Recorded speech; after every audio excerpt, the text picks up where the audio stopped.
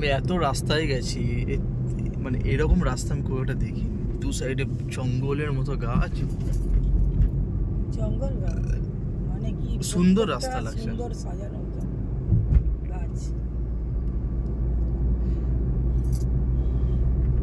যে বটানিক গার্ডেন বলে না, রাঁচিরও ভালো রাস্তা ছিল, কিন্তু রাঁচির বাইরেটা ছিল, আর ছোট মেন রাঁচিতে ছিল না, কিন্তু যেখানে আমরা গেছিলাম ওইটাই ভালো রাস্তা ছিল।